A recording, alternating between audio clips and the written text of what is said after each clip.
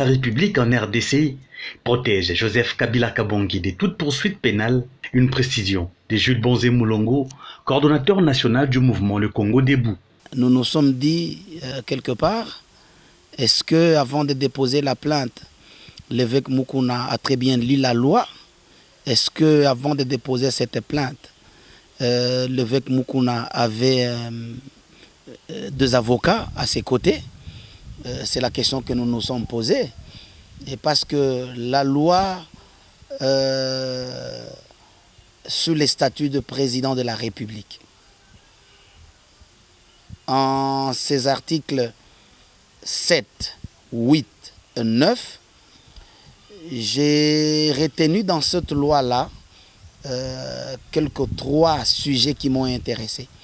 L'article 7 dit tout ancien président de la République a le statut d'un sénateur à vie et qui ne peut pas être poursuivi pénalement sur des faits qu'il aurait commis pendant l'exercice de son mandat.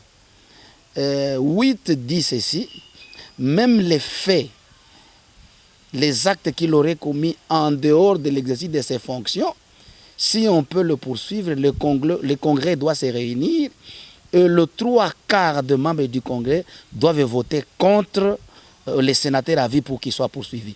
Dans son article 9, la même loi dit ceci, même en ce qui concerne les crimes contre l'humanité ou les crimes contre la paix, les sénateurs à vie ne peuvent pas être poursuivis et que les juridictions nationales priment sur les juridictions internationales et externes. Ça veut dire, même la CPI, dans les cas d'espèces, n'a pas à faire. Parce que j'ai entendu l'évêque Mukuna appeler l'Union européenne comme si le Congo était pour l'Union européenne, appeler les États-Unis comme si le Congo était pour les Américains, alors que la même loi dit en cette matière-là, les juridictions nationales priment sur les juridictions extérieures. Bon, Joseph Kabila est pratiquement protégé.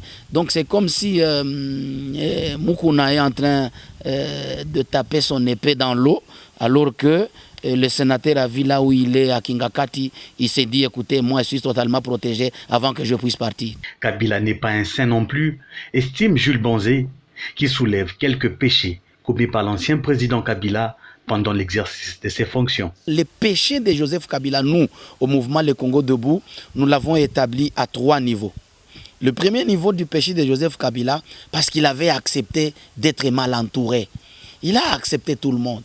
Même ces gens que nous, les révolutionnaires, avec son père, nous avons refusés. Ces gens que nous avons chassés hier, le 17 mai, il les a approchés. Il a accepté d'être mal entouré. C'est ça son premier péché. Le premier péché, c'est d'accepter l'impunité. Il a laissé tous ces politiciens-là à côté de lui piller l'État, s'enrichir illicitement et faire le coulage des recettes. Et Kabila était en train de les regarder avec l'œil impuissant alors qu'il avait le moyen de les arrêter, de les anéantir. Le troisième péché que Kabila a commis, c'est pour n'avoir pas arrangé les sociales du Congolais alors qu'il en avait le moyen. Il avait tous les atouts. Il avait toutes les possibilités d'arranger les sociales des Congolais, mais avec son entourage, parce qu'il avait été mal entouré, il n'a pas pu arranger les sociales des Congolais. Lumumba disait, le peuple n'a pas besoin d'autre chose que le pain. Nous devons d'abord aujourd'hui arranger les sociales des Congolais. Ça risque d'être le même péché que Tshisekedi va commettre, parce qu'à la ligne où vont les choses, j'ai doute fort que les sociales du Congolais soient arrangées. Le MLCD plaide pour que le pouvoir en place puisse mettre en avant-plan le social des Congolais.